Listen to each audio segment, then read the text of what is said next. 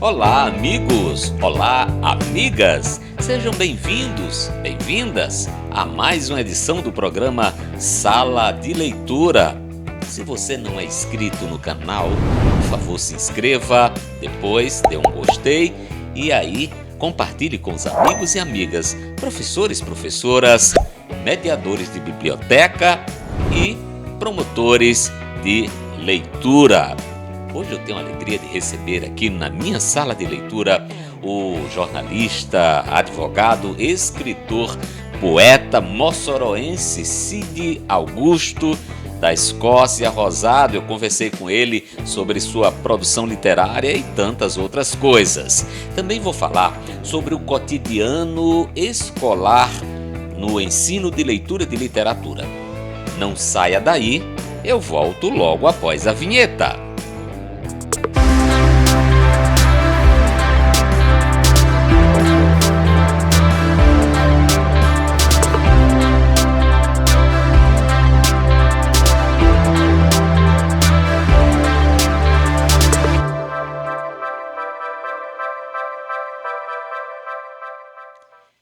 Eu começo o programa falando sobre o cotidiano escolar no ensino de leitura de literatura. E aqui, de cara, eu preciso dizer que a sala de aula é considerada como um espaço de organização social onde se reúnem os membros de um grupo de alunos que rotineiramente interagem entre si para comunicar, socializar experiências, partilhar vivências e adquirir informações.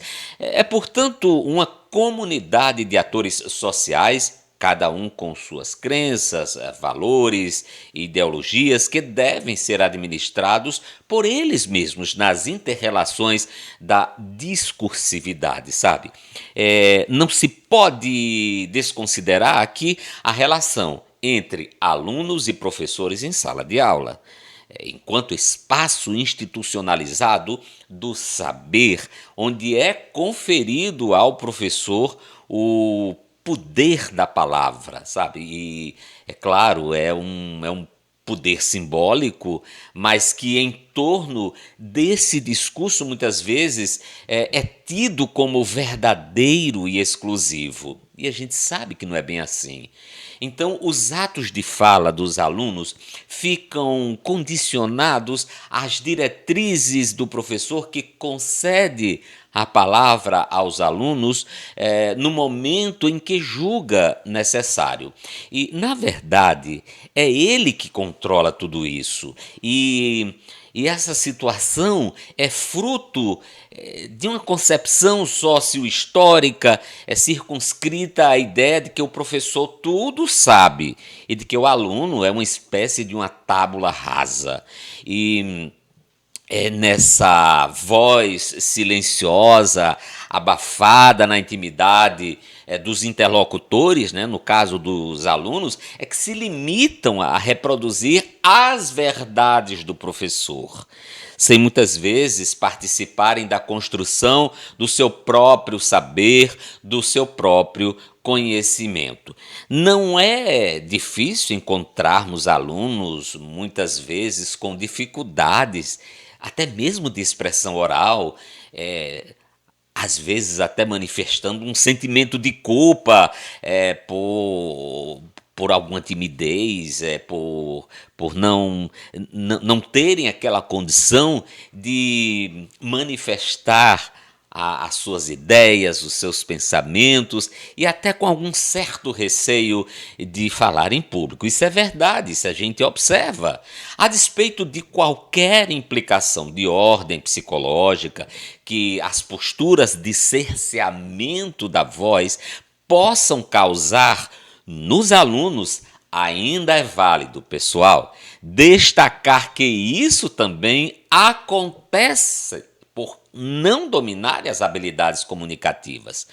Ora, Bakhtin, que foi um filósofo russo, um estudioso do discurso e da comunicação verbal, defende que aprender a falar é aprender a estruturar enunciados.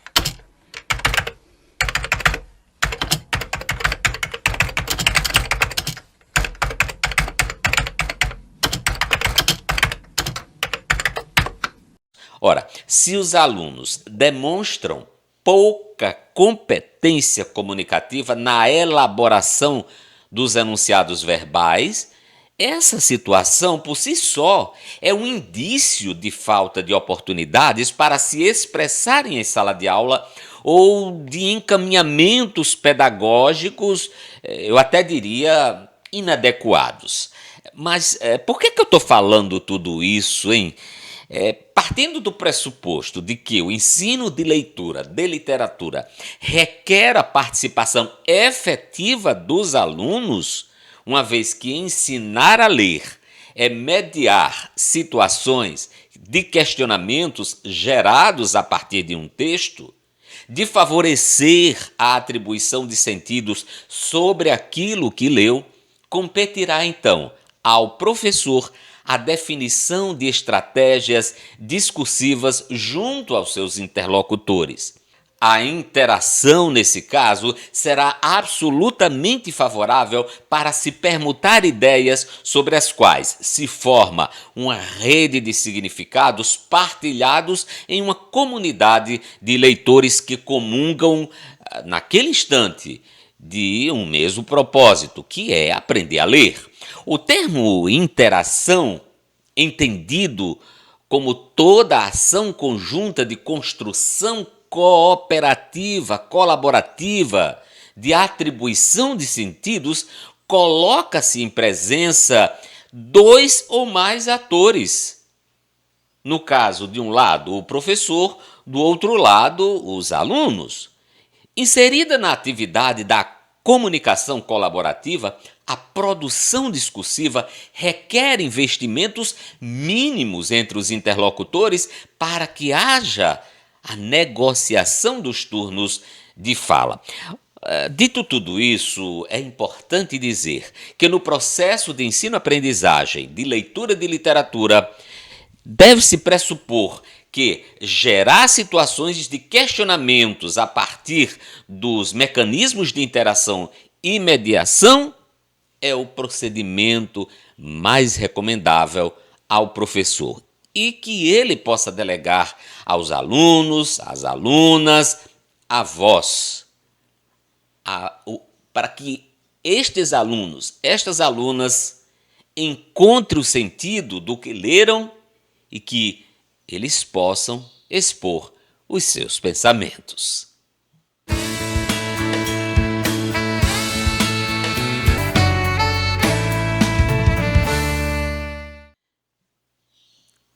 Cide Augusto da Escócia Rosado, além de um amigo, um escritor, poeta, jornalista, advogado extraordinário. Ele é de Mossoró, já tem vários livros escritos, entre os quais eu destacaria aqui Daltonismo, Estados do Verso, Escócia e Introspecção.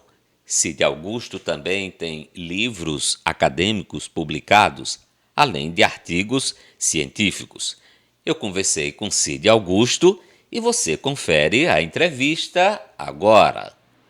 Cide Augusto, inicialmente eu quero dizer da minha alegria de conversar com você, por quem eu tenho uma estima, um carinho, uma consideração e um respeito muito grande. Então, seja bem-vindo à minha sala de leitura. Ô Adriano, muito obrigado. O prazer é todo meu e você é meu ídolo, você sabe disso, né? Eu sou seu fã incondicional. Cide, a gente começa mais ou menos identificando essas particularidades da literatura, do poema, da prosa, e eu perguntaria assim de cara, se o poeta nasce ou o poeta cria-se? O que é que você acha? Bom, eu acho que algumas pessoas nascem com um talento especial para aquelas formas literárias, né? Inclusive a poesia. Mas se você aperfeiçoa isso, a técnica ajuda também, né? Quer dizer, você molda o que já vem naturalmente. Ô Cid, você tem textos publicados, tem artigos publicados, artigos científicos, e inclusive sobre o discurso da seca e a construção simbólica da realidade. eu pergunto a você se é mais difícil fazer um poema, um soneto, ou é mais complicado realmente produzir um artigo, hein? Para mim é mais complicado produzir o artigo científico, né? Porque ele envolve uma série de leituras, ele é mais complexo e tem as exigências também das bancas, né? Dos examinadores que a gente tem que seguir. A poesia, você não tem um compromisso maior a não ser com você, né? Até porque o leitor do poema, quando ele pega o poema, ele até transforma esse poema e muitas vezes ele tira interpretações que você nem imaginou. Ou seja, o poema é de quem lê. Isso é verdade. Verso feio e torto, de sua autoria, Cid Augusto. Escrevo quando manda a incerteza que eu vague neste vale noite e dia, mendigando porquês a poesia, implorando um pouquinho de beleza. Escrevo quando a prosa se me atira, cruelmente sem dó nem piedade, entre as mentiras, donas da verdade e as verdades com cara de mentira. Escrevo quando quero me encontrar e também se preciso me perder nas curvas perfumadas de um olhar. E se a musa abandona o seu poeta, bem na ânsia, na tara de escrever, um verso feio e torto cumpre a meta. Rapaz, essa é uma das que eu mais gosto, o soneto, o verso feio e torto. Mas ele ficou bonito na sua voz, viu, Adriano? Cid, escrever um soneto como esse é 100% inspiração ou 100% transpiração? Acho que as duas coisas, porque a escrita do soneto, aliás, da poesia de modo geral, ela depende muito daquele momento que você está vivendo, né? Há o momento de escrever a poesia. Não adianta, fora desse momento, você tentar escrever que você não consegue fazer algo interessante, né? Esse aí, por exemplo, que você leu, também gosto desse poema, apesar dele ser feio e torto. Ele foi escrito em poucos minutos, eu sentado, conversando com os amigos, e de repente me deu a vontade de escrever, eu comecei a rabiscar e de repente saiu o soneto. Olha, eu que acompanho você nas redes sociais, eu observo que, vez por outra, você posta assim, alguns rabiscos e que nos dá a impressão de que foram produzidos ali no calor do momento, ou então, sei lá, entre os amigos mesmo. Então você escreve algum poema ou alguma ideia e aí você posta. É assim mesmo que surge muitas vezes? É exatamente assim. Eu ainda sou um boêmio, né? Sou da época dos jornalistas boêmios e eu ainda cultuo muito essa coisa de sentar na mesa de bar para conversar com os amigos e discutir sobre literatura em mesa de bar é muito gostoso, né? E de repente vem alguma coisa, eu escrevo e tanto é que muita coisa sai em guardanapo. Eu nem pensei que isso fosse chamar a atenção das pessoas, porque realmente era espontâneo, não era assim, vou produzir em guardanapos, não. Nem tinha esse desejo de mostrar que tinha saído ali no momento, era só porque é o que tinha ao alcance. Muitas vezes eu monopolizava a caneta do garçom, porque eu às vezes me esqueço de levar a caneta, e comecei a postar, e tem sido uma experiência muito interessante como retorno dessa produção, né? Eu passei a vida toda trabalhando em jornal impresso, foram mais de 30 anos no jornal Moçoroense, publicando minhas crônicas e meus poemas no jornal. De repente, nas redes sociais, eu confesso, não sei se com alegria, talvez com tristeza, porque eu gosto muito do jornal ainda, da forma impressa, a repercussão é muito maior e mais imediata. Entendi. Cid, nesses tempos de tecnologia, de redes sociais, como é que você analisa as práticas de leitura aqui no Brasil? E aí, quando eu falo de leitura, eu não estou me referindo só leitura de literatura, mas eu queria que você me traçasse um perfil de leitor. que você, como jornalista, como advogado, você observa no seu dia a dia, você na sala de aula, que também é professor, como é que você tem acompanhado, hein, esse processo de aquisição do conhecimento, do saber, através das práticas de leitura, hein?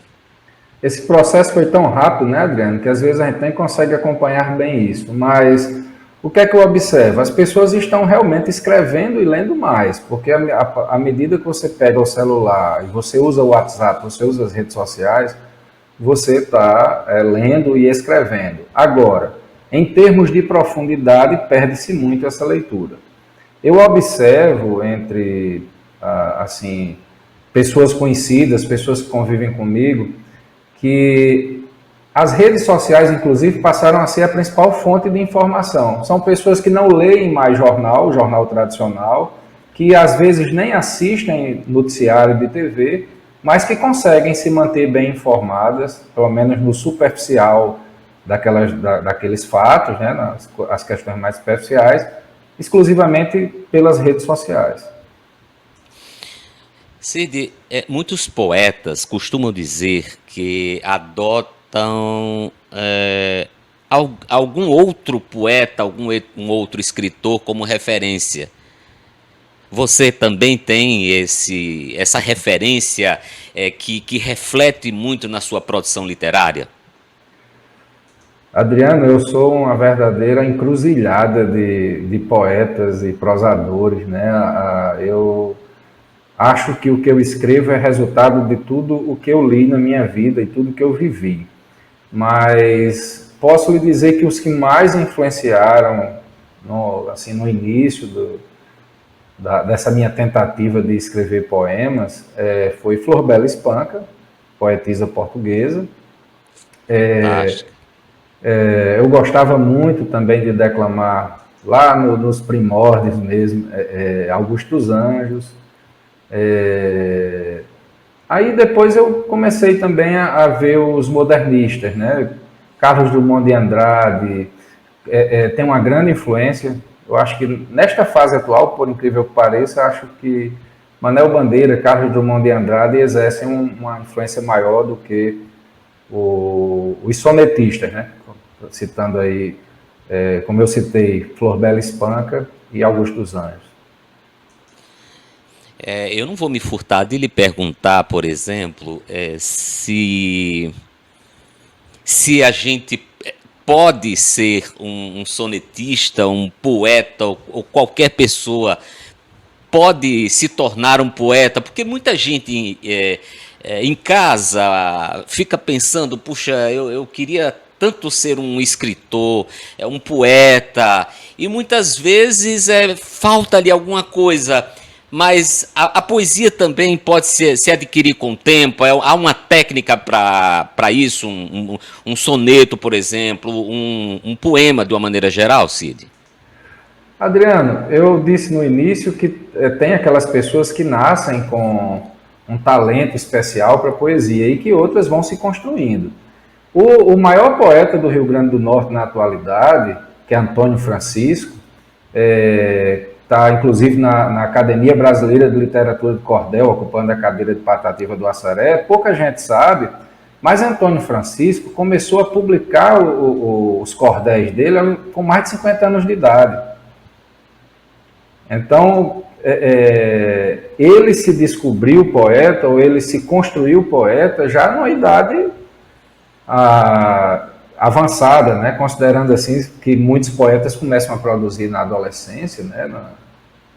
No início da fase adulta, às vezes na infância, mas se você pegar o exemplo de Antônio Francisco, você percebe que se você tiver ao menos um pouco de talento e você turbinar isso com leituras, principalmente leituras, e a prática da escrita, qualquer pessoa consegue escrever poemas. Meu querido, olha, eu quero agradecer imensamente a sua presença aqui entre nós e para mim é sempre um motivo de prazer, né, de contentamento. Para mim também, Adriano. Muito obrigado. É um privilégio para mim estar aqui conversando com você e espero que esta conversa tenha alguma utilidade para os seus espectadores. É isso, então, A gente se despede por aqui e segue o programa.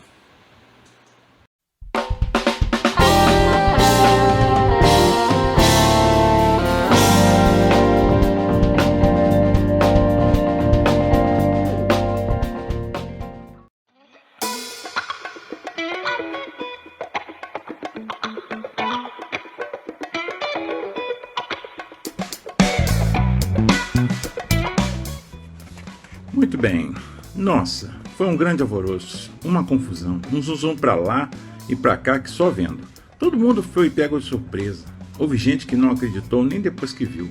Olhava e se entreolhava, o queixo caído, os olhos arregalados, como se se sentindo enganado ou vítima de alguma brincadeira sem graça dos próprios olhos, ou como se estivesse vendo a alma do outro mundo. Não era pra menos, aquilo jamais havia acontecido no Colégio Harmonia. Foi ela aparecer no portão, vestida com o uniforme do colégio, para começar o Olha para ela, olha para os lados. Bom, na verdade não era ela propriamente, era para a pele dela. Ninguém entendeu, ninguém engoliu.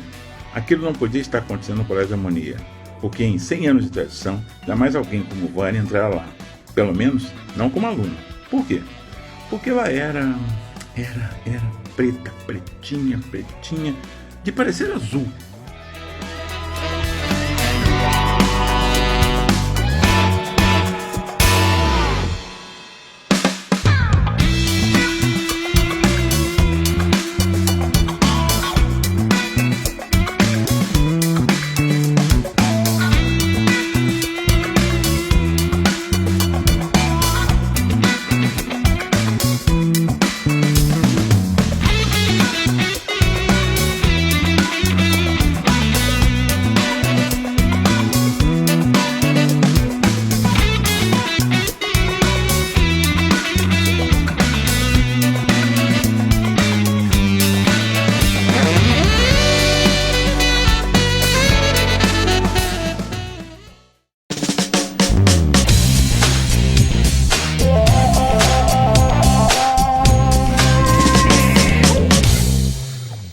E para encerrar o programa de hoje, pessoal, eu vou ler um poema de Araceli Sobreira, que está no livro Bicho Solto no Mundo. Lindo esse livro, pessoal. Lindo. Ilustrações de Carlos Varejão. O poema que eu vou ler para vocês chama-se O Burro e o Fim da Tarde, que diz assim: o bicho mais velho da rua vivia com o carroceiro. Dava uma dor ver as marcas no couro cinza encardido trotando. Solitário, por entre os carros e motos da cidade que cresce com a lua. Cada fim de tarde, o carroceiro descarrega as latas velhas, garrafas e papelões. Uma viseira tapa os olhos, só levam para a frente os pés do burro velho. De onde essa gente tira todo esse amontoado de coisas velhas? Burro não acumula nada, nem arreios, nem sela. Só os olhos para ver o pôr do sol, violeta alaranjado daquela pontinha do céu. Bicho solto no mundo. Com esse poema eu fico por aqui, mas eu espero você no próximo programa. Olha, um forte abraço e até o nosso próximo encontro. Tchau, pessoal!